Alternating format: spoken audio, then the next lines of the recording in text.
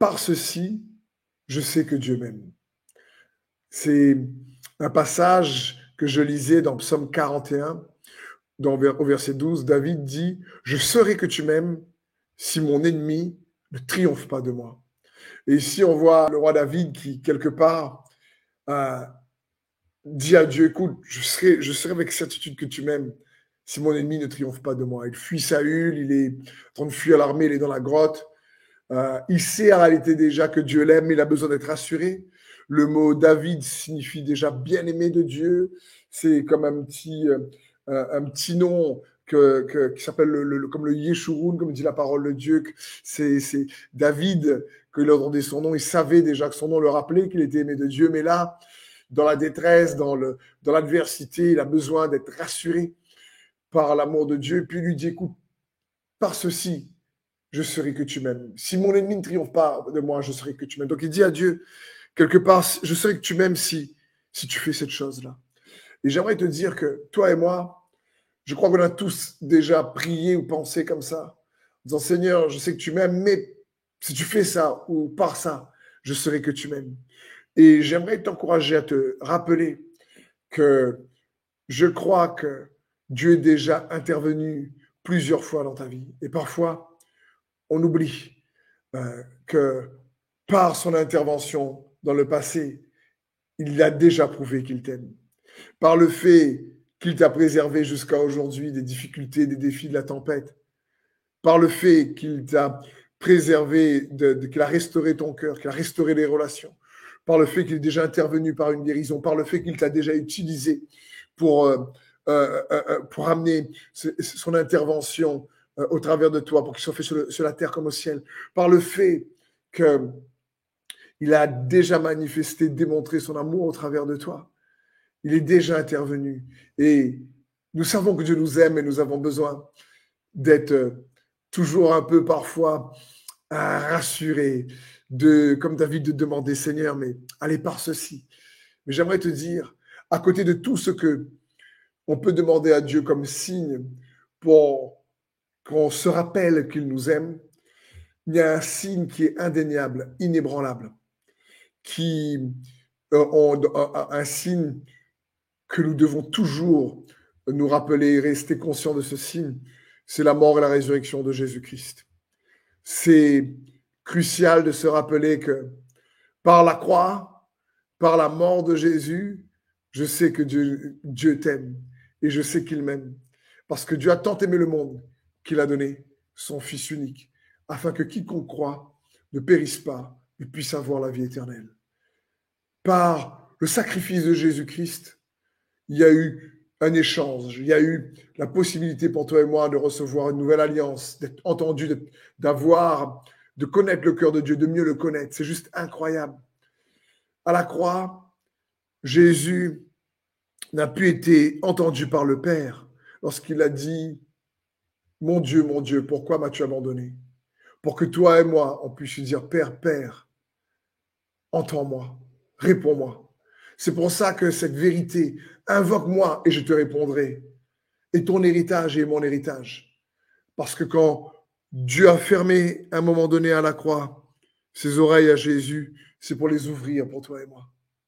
C'est pareil pour la croix lorsque Jésus a été accusé, condamné. Et tes péchés, mes péchés, ont été punis sur lui.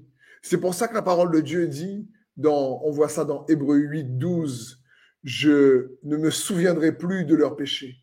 J'oublierai leurs iniquités. Pourquoi Dieu ne se souvient plus de ton péché ou de mon péché? Pourquoi il choisit de ne plus se souvenir? Parce qu'il se souvient toujours d'avoir puni ton péché et mes péchés sur le corps de son Fils. C'est pour ça qu'il choisit de les oublier. Et encore une fois, on peut se dire, oui, mais ça, c'est nos péchés passés. Pas uniquement. C'est nos péchés passés, présents et futurs. Parce que tes péchés passés ont été dans le futur de Jésus-Christ à la croix. Et donc, que nos péchés soient passés, présents, futurs, lorsqu'on se tourne vers Jésus et lorsqu'on reçoit son sacrifice par la foi, alors le sang de Jésus-Christ nous lave, nous dit la parole de Dieu, de tout péché, de toute iniquité. Parce que Dieu le Père choisit de voir le sang de Jésus, qu'il voit le sang de Jésus, il se rappelle que ma punition, ta punition est tombée sur lui. Et c'est pour ça que nous, il oublie ce que nous avons fait, parce qu'il se rappelle d'avoir puni ce que nous avons fait sur le corps de Jésus. Le péché de l'humanité est tombé sur lui. Par ceci, on doit se rappeler que nous sommes aimés. Par le sacrifice de Jésus, mort et ressuscité, on se souvient que nous sommes grandement aimés. Il ne faut pas oublier cela. C'est Jésus qui est l'amour personnifié, l'expression parfaite de l'amour de Dieu envers toi et moi. Par Jésus, il a été meurtri pour que nous puissions recevoir la guérison, pour que nous puissions réclamer la guérison.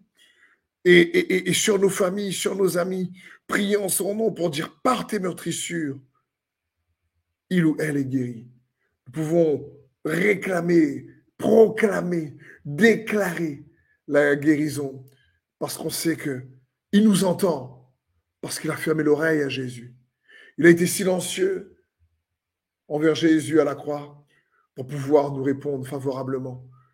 C'est juste incroyable de nous rappeler que par le sacrifice de Jésus, nous sommes aimés. Nous ne devons pas oublier cela. Et même si, comme David, nous avons besoin d'expérimenter son intervention dans nos vies, si, comme David, nous avons besoin parfois de dire, Seigneur, si tu fais ça, alors je saurai que tu m'aimes. Et c'est bon de l'expérimenter, d'avoir des témoignages et de voir son intervention dans notre histoire. Mais rappelons-nous que garder la foi en Jésus, c'est déjà une victoire. Peut-être que nous n'avons pas le résultat que nous espérons. Mais même quand tu n'as pas le résultat que tu espères, quand tu gardes la foi et tu te rappelles que malgré tout, par ceci, par son sacrifice, tu es grandement aimé de Dieu et que tes péchés sont pardonnés, c'est juste incroyable. C'est juste magnifique. Et donc, n'oublie pas, tu es puissamment, grandement aimé de Dieu, bien plus que tu ne le crois. Demeure dans son amour. Cela te rendra fort. Cela te renouvelle de l'intérieur. Cela te fait recevoir sa grâce. Cela te permet de rester juste parce que tu te rappelles que son sang te lave. Cela te permet de ne pas rester sous la condamnation, la culpabilité. Cela te fait triompher des peurs parce que ça rend son amour de plus en plus parfait et complet. Et c'est l'amour de Dieu qui bannit toute peur, toute crainte. Cela te délivre de l'anxiété, du stress. Cela te délivre de l'oppression, du joug de l'ennemi. Cela te permet de regarder le futur avec espérance et confiance.